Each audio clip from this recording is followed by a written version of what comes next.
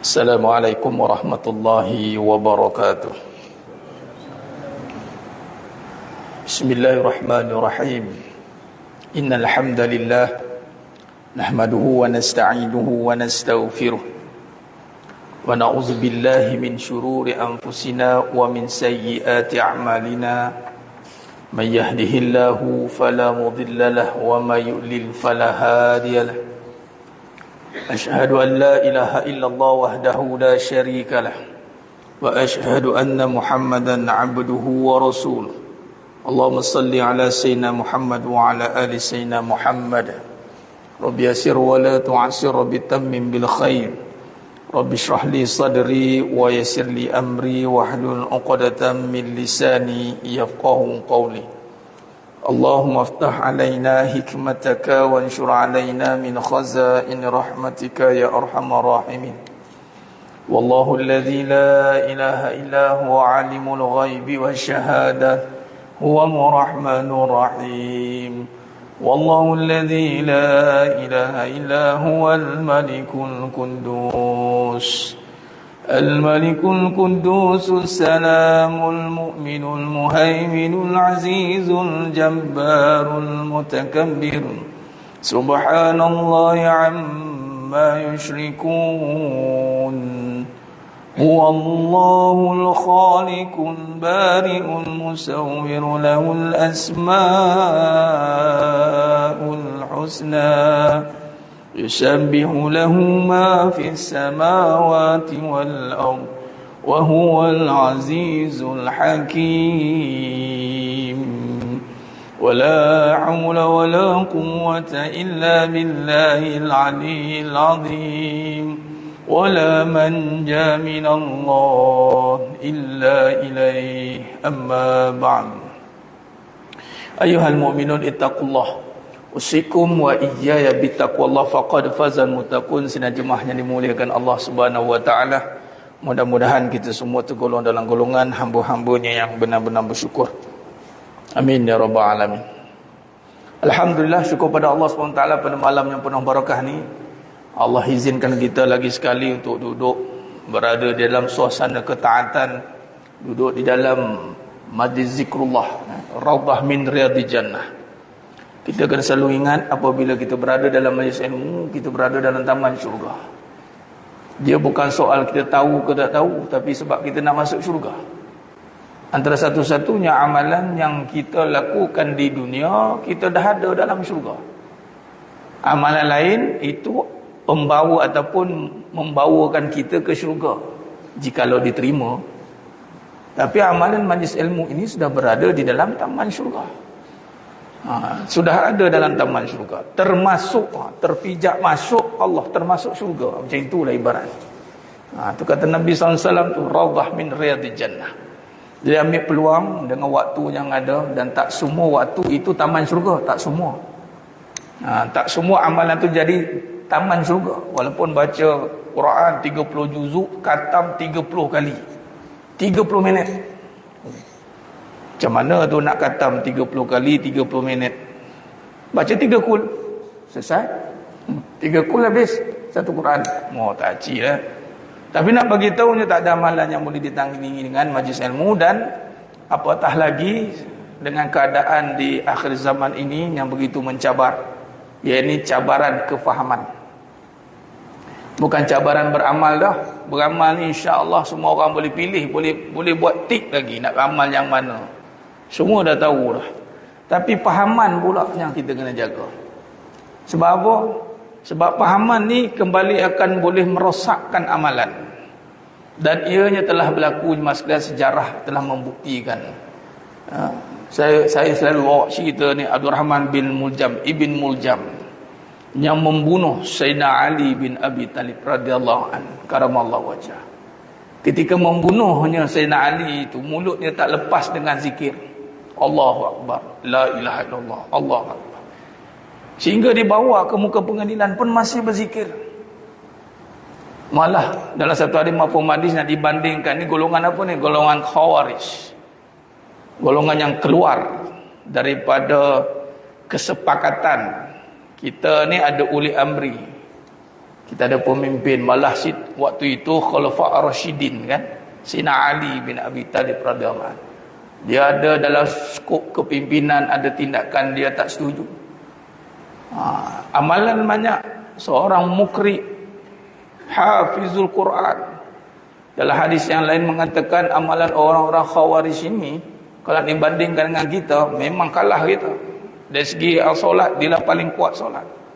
Dari segi zikir, dia dah paling kuat zikir. Tetapi belum menjamin jemaah sekalian. Habis itu tak payah solat, tak payah zikir, teruk lagi.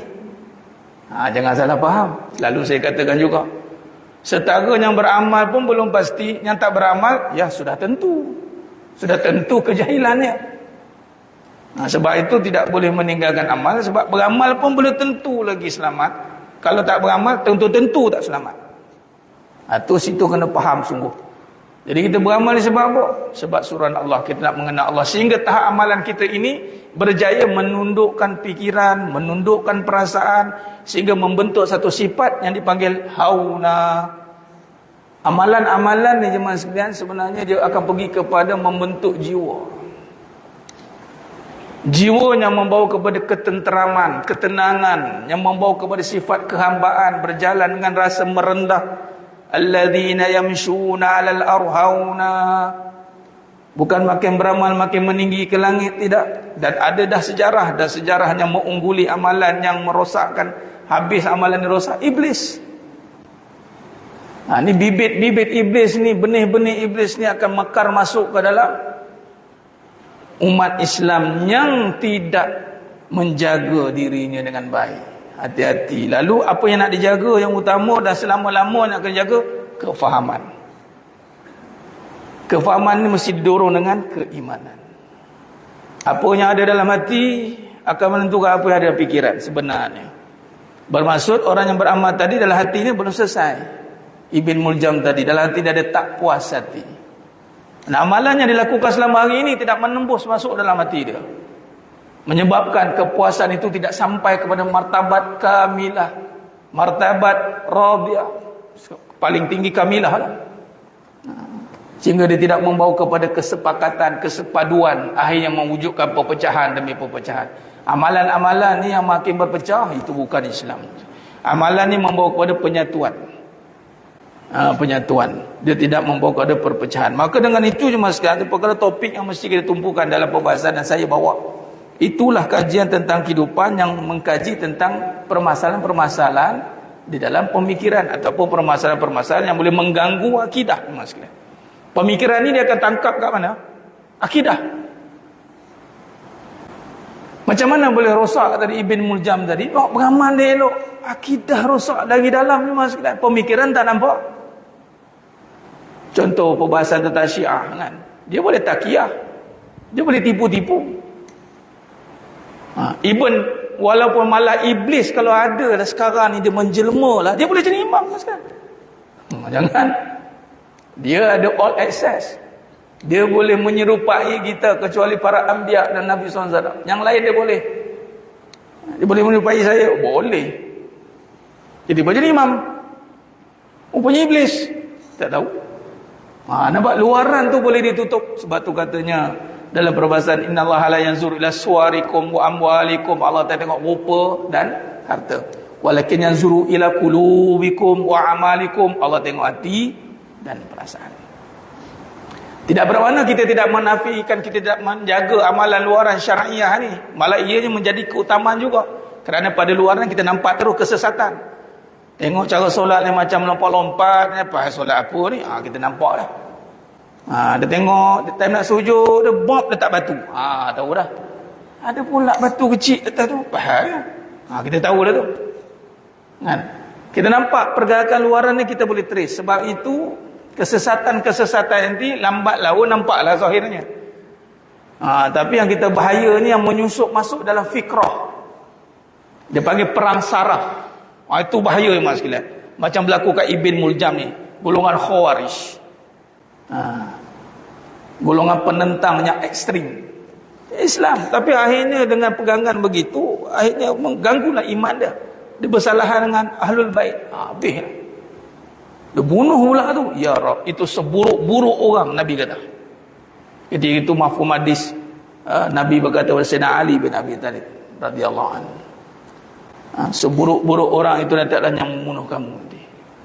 Kita tengok seburuk-buruk orang ni orang yang kaki mabuk ke, kaki judi ke, semua kaki ada kat dia.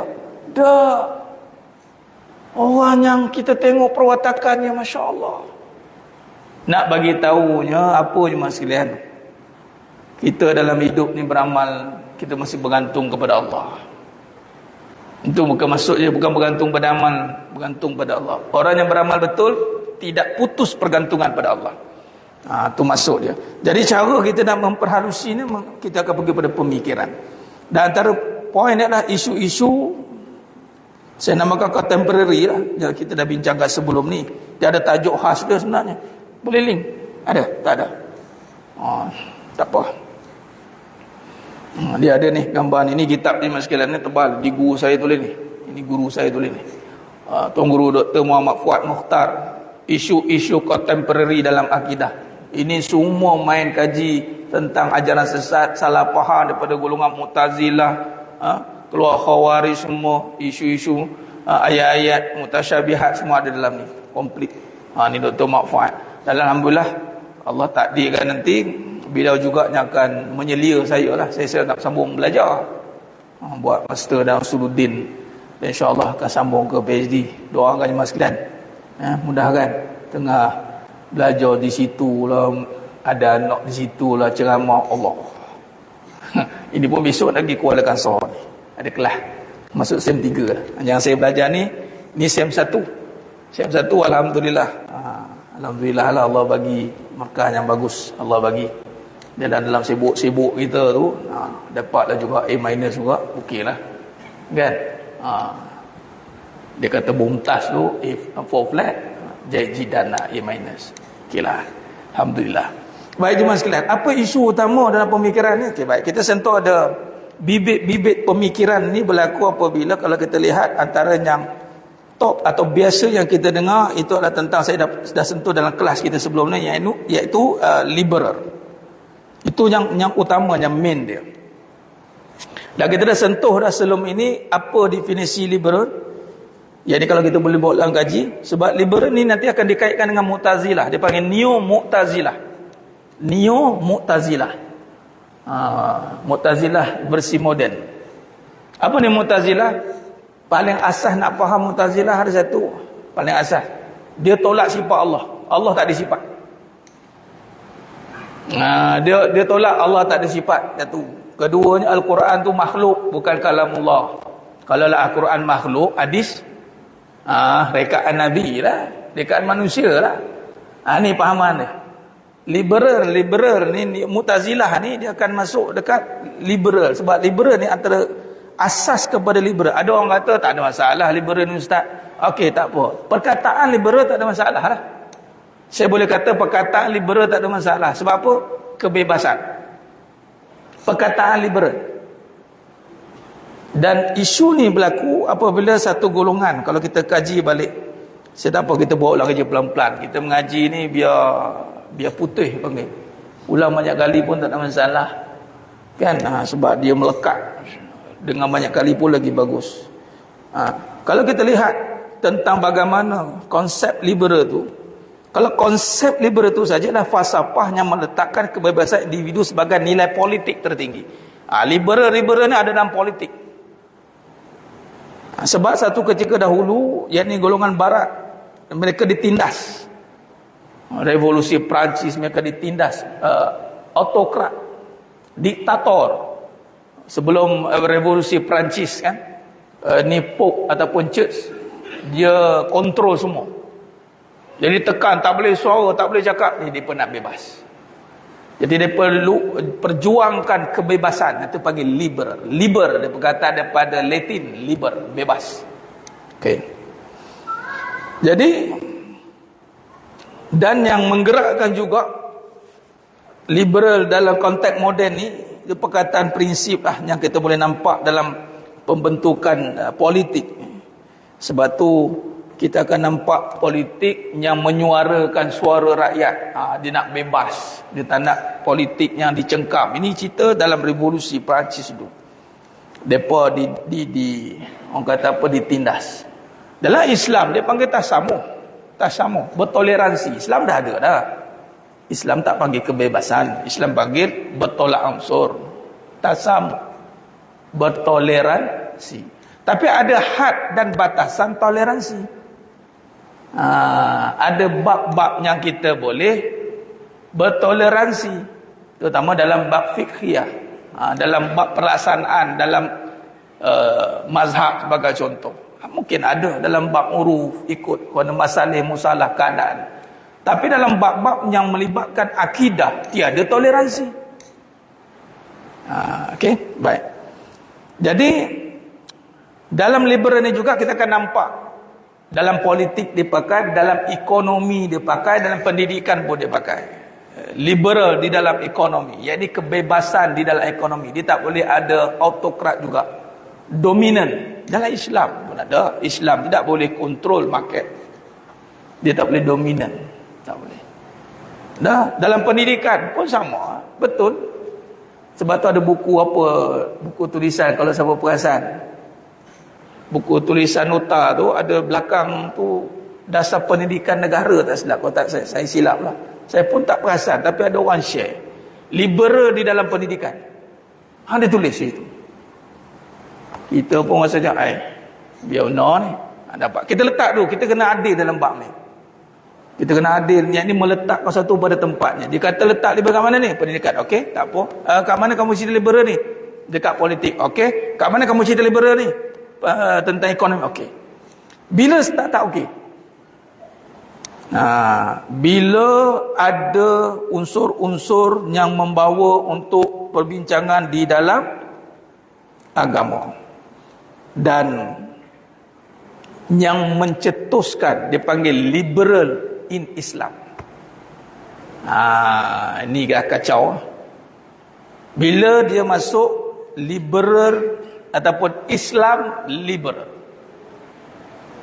baru kita nak bincang.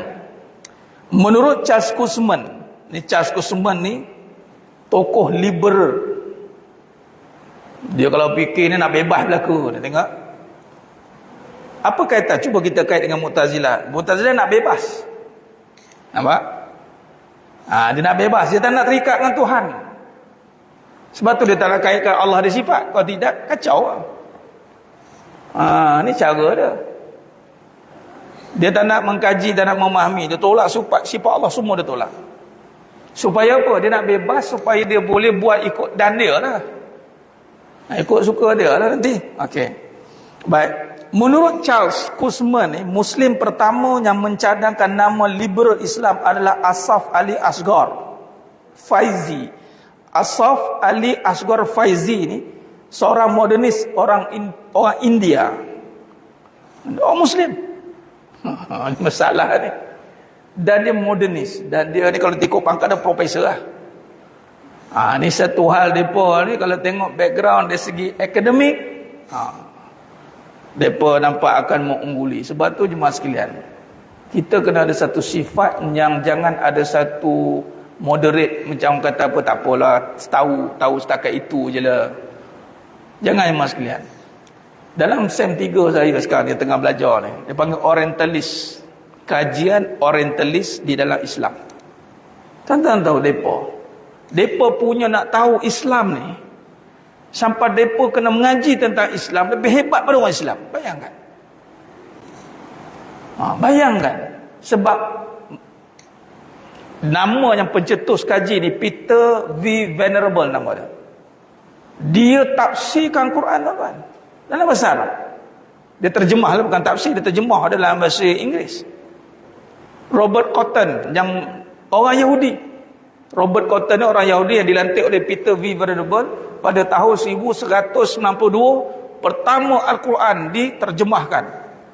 Dan mereka kaji ni, Pak Syukran. Kalau tuan-tuan tengok buka sejarah semua, yang meruntuhkan bukan Islam, umat Islam itu bukan dengan kekerasan. Yang keras-keras ni kita nampak ni luaran, tuan-tuan. Tapi sebenarnya mereka dah buat homework. Dipanggil orientalis. Orientalis ni orang barat yang mengkaji Islam dan adat-adat ketimuran. Mereka buat case study detail. Mereka masuk dalam pemikiran umat Islam. Mereka kata apa? Ketika perang salib pertama kedua, mereka tak boleh lawan. Kalau buka sejarah Aceh, tuan-tuan boleh tengok bagaimana orientalis yang menjatuhkan Aceh dari dalam. Mereka hantar seorang ni namanya Abdul Ghaffar. Bukan orang Islam tu. Orang munafik, totok munafik. Mengaku Islam. Mengaji sampai ke Mekah 8 tahun. Menguasai dalam qiraat, menguasai dalam bahasa Arab. Oxford 1942 buka fakulti kesusastraan Arab. Tuan-tuan, musuh Islam begitu eager nak tahu tentang Islam. Jadi jangan padamkan semarak ilmu, ikhlas sekalian. Kerana ilmu dengan ilmu juga akhirnya. Sebab tu jangan anggap ilmu ni mudah dengar-dengar saja-saja, jangan. Kena hidupkan balik suasana. Sebab bila saya kaji balik, guru saya Dr. Zulfahmi kata, sayang lah. Dia kata sampai dia kata sebab dia kaji tentang orientalis. Perkajian ni masih tidak menyubur lagi. Sebab dia susah nak kaji dia. Tapi nak kaji tentang kelemahan kita ni. Kalau Islam ni dari segi amal memang kuat, tapi rupa dia masuk dari dalam antaranya ni macam ni lah. Kita tengah kaji ni pemikiran yang mana Asaf Ali Asgar ni seorang academician. Memang dia akan buat perbincangan secara wow, kita dengar pun saya ni tak tahu apa, dia tak tahu apa, habis kita. Dia akan masuk. Okey.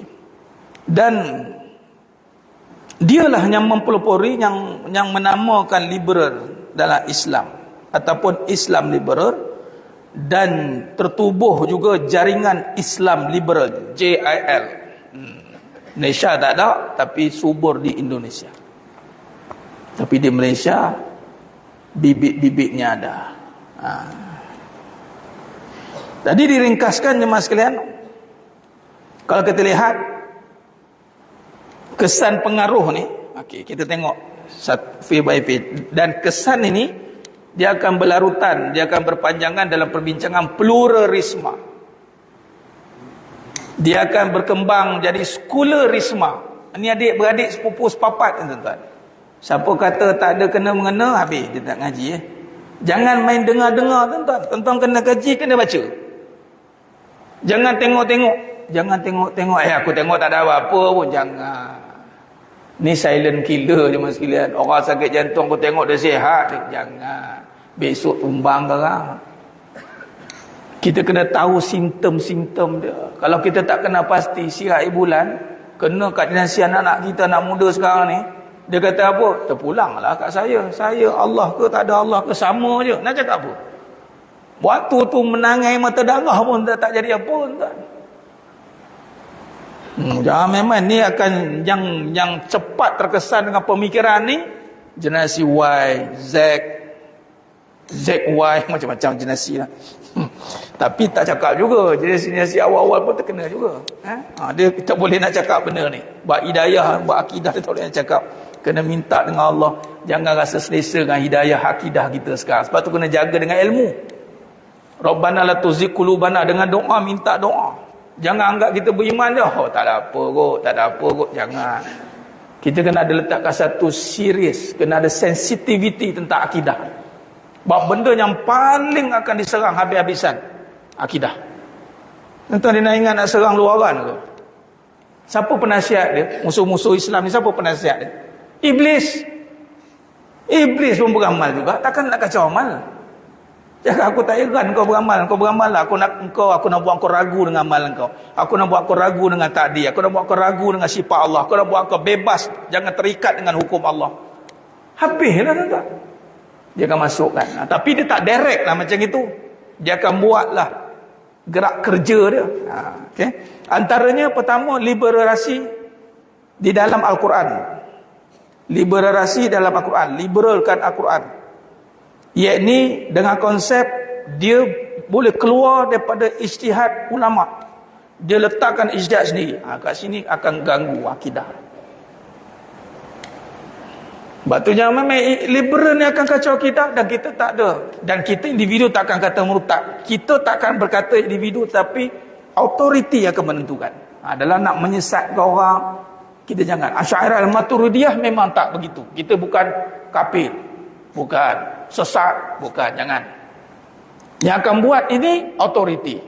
Biar autoriti yang menentukan kedudukan iman dia, sebab dia perlu diinterview. Dia perlu dikaji, dia kena tengok kitab dia apa, macam mana dia cakap. Dia bukan main serang-serang macam itu. Dia bukan sewenang-wenangnya begitu. Okey. Baik. Jadi yang pertama, dia akan buat konteks, dia akan liberalkan Al-Quran tu. Ia ini dalam usul dalam Al-Quran. Kita dah ada usul perbahasan. Yang ni dalam konsep ijtihadi lah, ijtihad para ulama. Yang isu dia akan boleh buat ijtihad individu. Itu masalah. Berbalik kepada apa tadi? Dia ada bibit-bibit Mu'tazilah, dia beranggapan Al-Quran ini teks yang ditulis oleh manusia dan mesti ada kesilapan-kesilapan yang menyebabkan perlu ada penterjemahan semula. Dia tak duduk pada konteks asal. Ruhul Ma'ani tu dia tak duduk, Asbabun Nuzul dia tak duduk pada disiplin ilmu Al-Quran, tidak. Dia tengok, lepas tu dia tafsir sendiri. Ini nanti saya buat contoh-contoh lah. Kemudian nanti saya akan bawa ayatnya, saya tunjuk yang menyebabkan datangnya perbahasan LGBT. Liberal lah. Yang mewar-warkan konsep LGBT ni liberal lah. Sebab apa? Dia panggil hak asasi manusia. Tapi ayat Quran dia tukar nanti. Baik.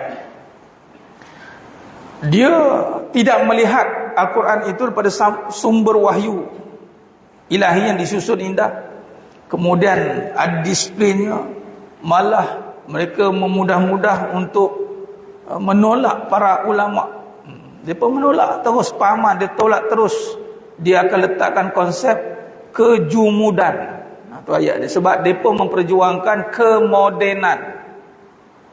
Jadi ayat-ayat dia panggil Al-Quran ni yang disyarahkan, telah ditafsir oleh ulama-ulama terdahulu muktabar ni, adalah diletakkan sebagai ortodok. Ni yang dah lama, tak sesuai dengan zaman sekarang. Ni hati-hati. Ini antara yang dilakukan. Baik. Maka dalam konteks isu-isu yang ditimbulkan adalah yang sedang berlaku, kalau lihat hasil daripada Islam liberal ini, membenarkan mutad atau pertukaran agama. Dia membenarkan. Sebab apa? Dengan konsep hak asasi manusia. Ya, Islam, tapi manusia ni ada je punya fitrah dia katanya. Kan, dia ada naluri dia. Kita tak boleh menyeksa naluri manusia. Dia bawa ke situ lah buah dia. Ada perasaan yang perlu diluahkan. Ni zaman-zaman sekarang ni. Islam agama kebenaran, bukan agama perasaan. Kita mempromosikan Islam bukan dengan perasaan, nangis-nangis, mainkan perasaan. Tak ada. Kita mempromosi Islam dengan pelaksanaan. Tindakan yang membawa kemakmuran. Bukan menangis-nangis, masuklah syurga. Tak ada. Mana ada Islam promosi begitu? Malah kalau kita belajar dengan para syuhada, cuba tengok sekarang di Gaza, di Palestin. Ya, ketika itu nangis, tapi kalau yang betul-betul mujahidin, cuba tengok prinsip mereka. Tegak macam itu. Sebab syurga membawa kepada kegembiraan, bukan ketangisan. Nak trace golongan ni suka mempromosikan perasaan. Ada satu buku tu, walaupun kita tak namakan liberal indirectly, tetapi memang liberal sungguh. Saya tengok apa dia. Selain daripada Al-Quran, nampak ayat dia. Selain daripada Al-Quran, ayat dia mula-mula ni orang Islam kita ni, orang perempuan ni, nak mempromosikan kekuatan seorang ibu. Ibu perlu kuat, buku dia.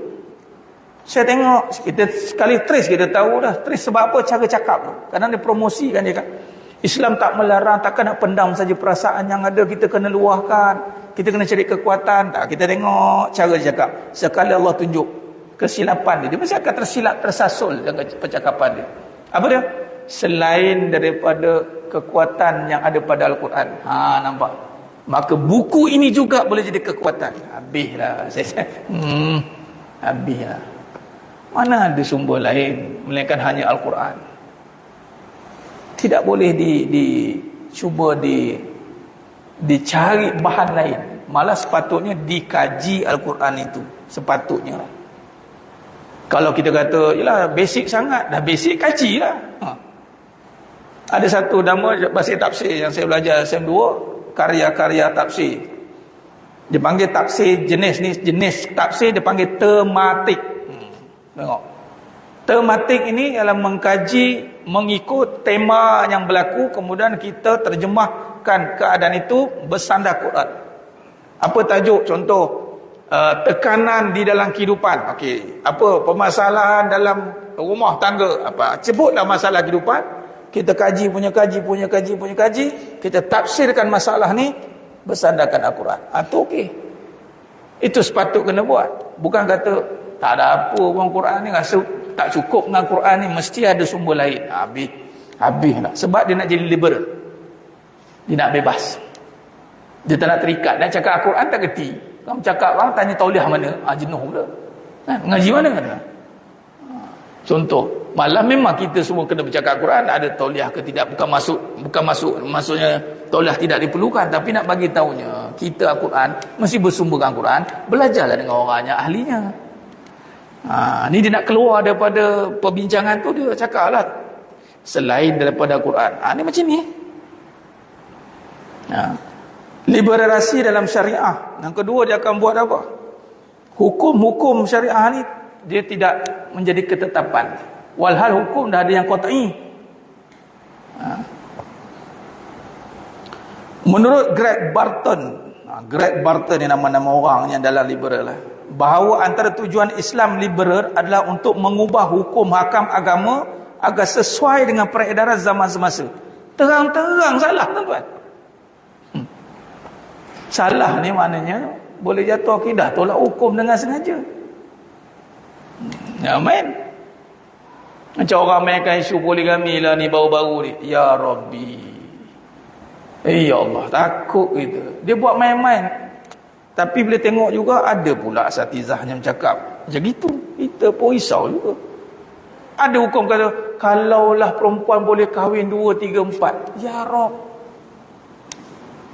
Contoh yang tak masuk akal, tak boleh. Kita kena belajar hukum akal kan. Macam mana perempuan nak poligami? Siap buat lawak gelak-gelak pula tu. Ya tak ya juga, kena yang jenis tak ada ilmu. Ya tak ya juga je. Teringin juga nak ada suami 2. Gila ke apa? Jaga kamera.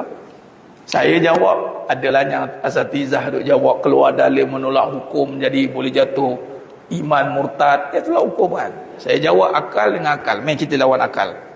Sebab kaedah Asy'ariyah ni hebat dengan akal dan naqal.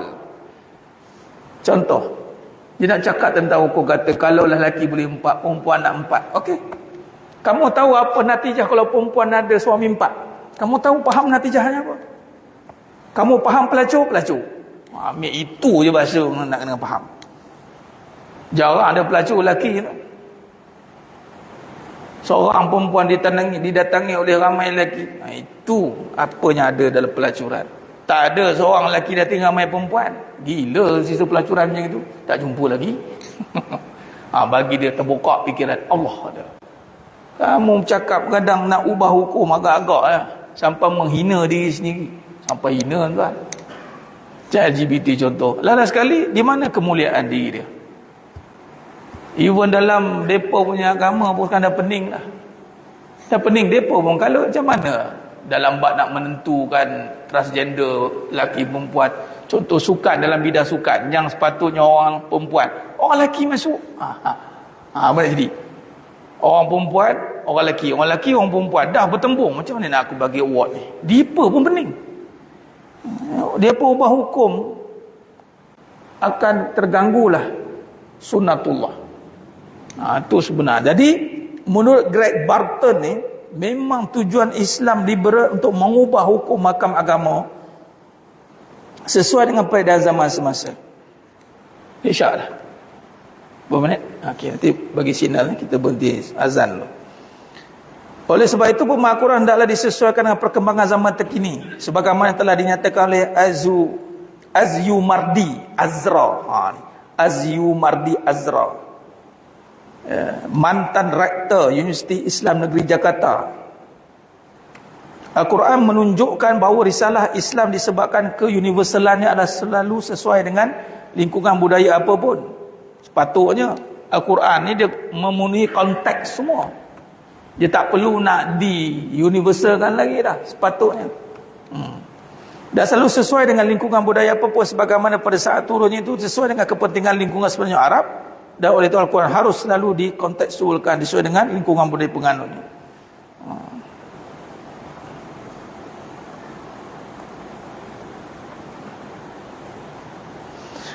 Asalnya tu ayat dia ni. Nampak macam betul tuan, tapi hujung dia ada gangguan, dia kata apa? Dia pertama universal betul, kafah dan Islam tu akan berkembang. Jadi masalahnya apa? Di masalahnya dia kata dia perlu disesuaikan mengikut konteks penganutnya pada bila-bila masa. Pengantar dalam buku dari Neomodernisme ke Islam Liberal. Kumpulan Islam Liberal di Indonesia telah menerbitkan buku Fiqh Lintas Agama. Fiqh Lintas Agama. Dia wujudkan maknanya syariah tu dia perlu disesuaikan mengikut keadaan sesuatu kaum. Soal pernikahan lelaki-lelaki non-muslim dengan wanita muslimah merupakan urusan ijtihad dan terikat dengan konteks tertentu. Tu yang wujud kadang kat sana boleh nikah orang Islam bukan Islam. Islam dengan kafir tu kira on kan. Kenapa? Ijtihad mengikut konteks semasa. Tu kan celaru tu. Dia lagi celaru mas kalian. Mengubah kepada hukum. Dan yang ketiga, ni yang utama juga ni. Dia dipanggil liberasi akidah. Akidah. Azan. Kita bagi lalu azan dia.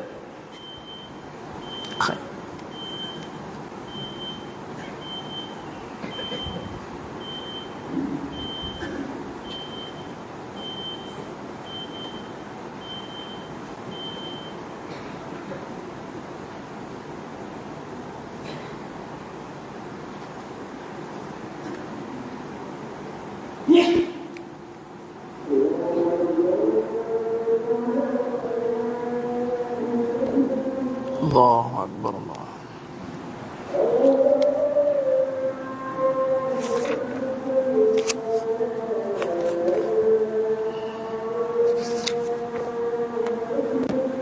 Allah.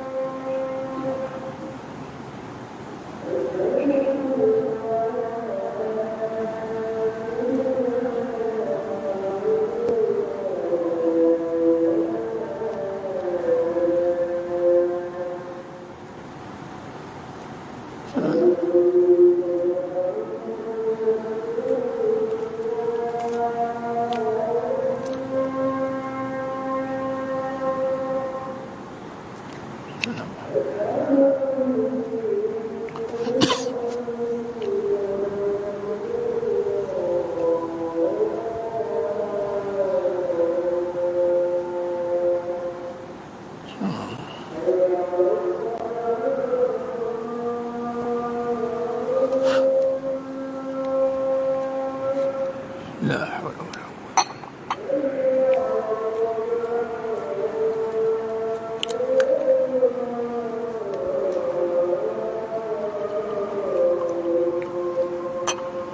لا حول ولا قوة. بسم الله.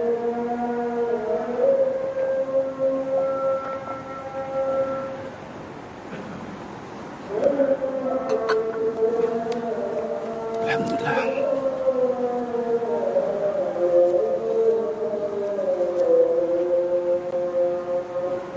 لا حول ولا قوة إلا بالله.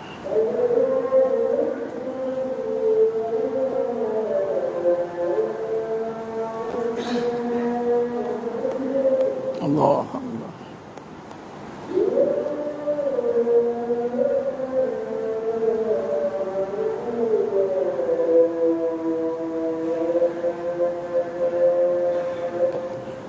لا إله اللهم رب أزنا وبعض مقام الله إنك لا تخلف الميعاد.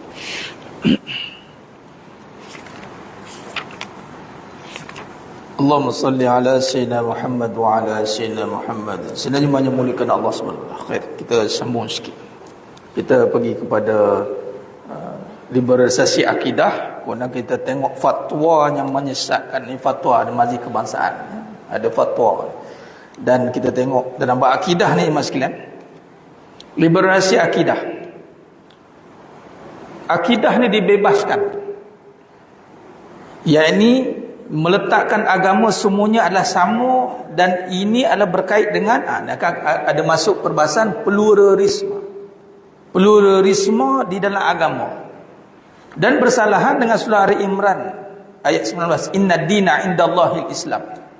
Bertentang, bila bertentang dengan Al-Quran itu batal punya pahaman itu. Dan kena faham, dia sebut Islam liberal, orang tu Islam lah. Orang tu Islam lah. Tapi cara faham dia tu boleh masuk elemen-elemen yang boleh menjatuhkan dia daripada kekufuran, malah boleh jatuh kafir. Auzubillah min zalik. Antaranya dia menyamakan satu. Dan dia kata apa kat sini? Dalam penulisan Dr. Anis Malik Toha, trend pluralisme. Trend pluralisme agama perspektif Jakarta 2002 ni banyak kat Indonesia lah sebab dia proaktif dengan benda ni, iaitu pahaman yang meyakini bahawa semua agama adalah sama benar dan merupakan jalan untuk menuju kepada Tuhan yang sama. Mana-mana agama yang klaim benar dia salah. Sedih depa. Tak kisahlah agama mana pun, kamu klaim kamu benar, kamu salah. Islam klaim Islam benar, Islam salah. Islam ni Allah punya, Allahnya cakap. Jadi semua jalan sama, mana ikutlah cara dia pun. Belum tentunya solat masuk syurga, belum tentu. Dia mula jadi macam tu, jadi kalut kan. Belum tentu datang majlis ilmu masuk syurga, belum tentu yang dekat kelas malam tu masuk neraka. Oh jenuh kalau macam tu, kita ceramah kat kelas malam tu besok kan. Apa haji pergi kelab malam? Belum tentu pergi kelab malam masuk neraka katanya. Dah kamu jangan terkejut pula kalau aku masuk kelab malam.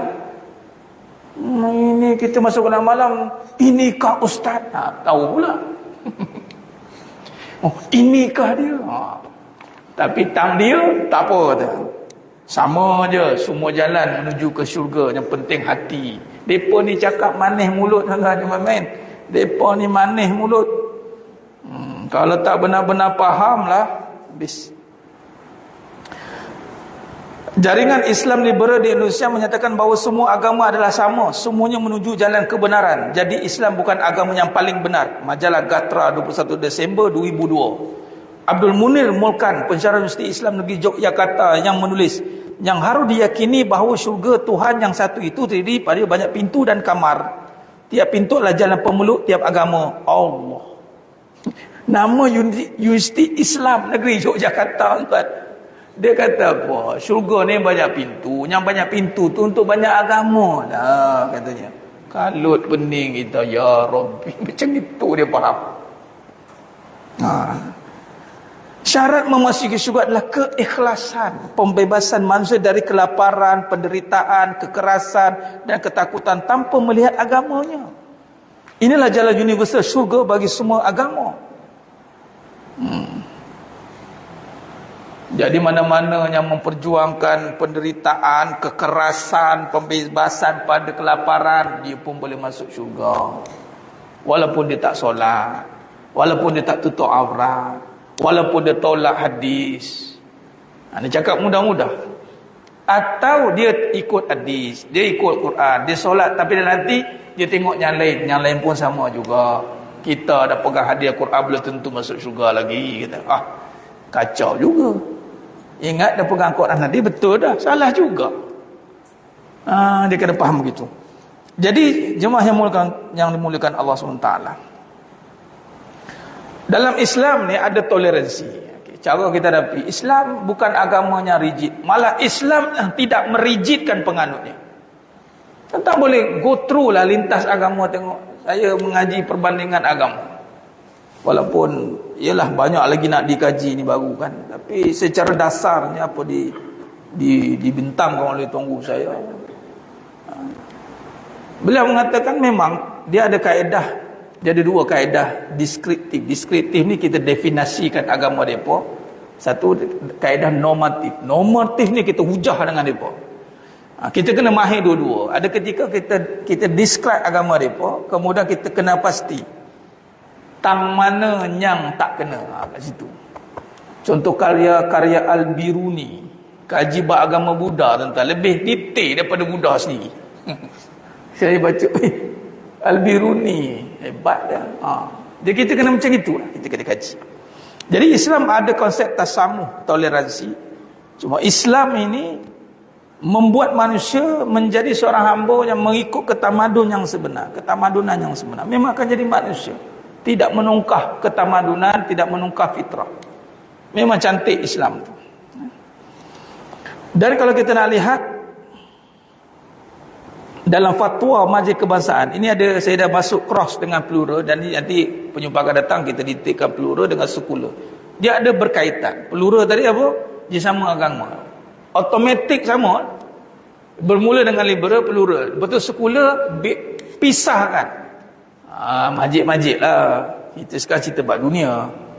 Bila dia pisahkan sama, dia tolak lah. Dia tak anggap luar tu perlukan hukum. Hukum kat mana? Kat masjid lah. Bila pakai kopiah. Kau tak pakai ni, tak perlu.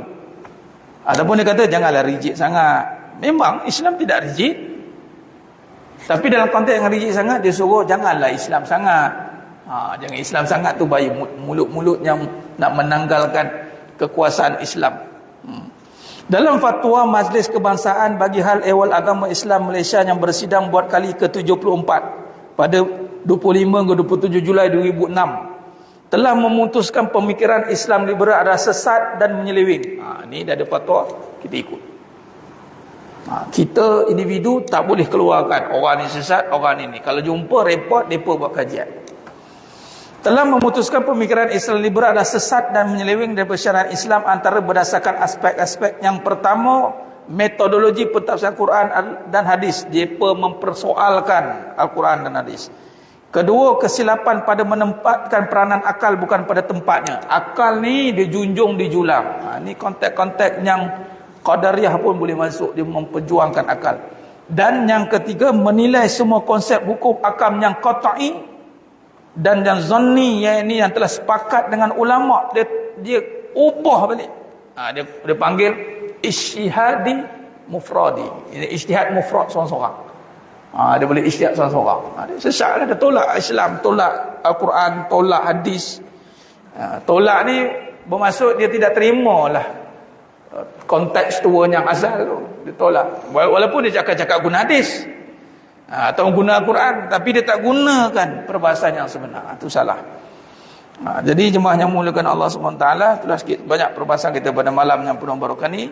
Kesimpulannya, berjaga-jagalah dengan pemikiran kita, jangan terkeluar dari landasan yang sebenar, dan perlu diperhatikan dari masa ke semasa. Mohonlah perlindungan daripada Allah, kerana serangan dia halus masuk tanpa kita sedari. Hati-hati. Terutama akhir zaman ni, saya tengok timbul balik isu takdir, qada qadar. Hati-hati. Kita ahli sunnah wal jamaah, jelas semua yang terjadi, yang dah berlaku, semua di bawah kekuasaan Allah Ta'ala. Bukan jadi sendiri, bukan kita jadikan. Sekarang ni orang mula faham, kalau kita tak buat tak jadi. Ada dah mula, dan dia termasuk unsur-unsur ni. Jadi kita bincang lain, dia panjang pula, nanti kita bincang lain. Dan ianya penting ni masalah, ianya isu akidah. Tolong beri perhatian yang sepenuhnya, jangan buat sambil lewa, sia-sia amalan penat kita ulang alik ke sana sini untuk mendapat redha Allah. Tiba-tiba akidah kita tak jelas. Hati-hati. Wallahu alam. Itu saja, mohon ampun maaf daripada saya, kekurangan terkasa-kata, itu kurang bicara dan penyampaian. Hanya Allah Ta'ala sajalah yang mampu menyempurnakan perbahasan kita pada malamnya penuh barakah ini, sehingga kita bertemu lagi pada siri akan datang. Aku qouli hadza wa astaghfirullahal azim li wa lakum wa billahi taufiq wal hidayah. Wassalamualaikum warahmatullahi wabarakatuh. Kita tangguh dengan tasbih kafarah dan suratul Asr. Subhanakallahumma wa bihamdika asyhadu an la ilaha illa anta astaghfiruka. Bismillahirrahmanirrahim. Wal 'asr innal insana lafi khusr. Ila alladhina amanu wa 'amilus solihati wa tawassaw bil haqq wa tawassaw bis sabr. Wallahu a'lam bissawab.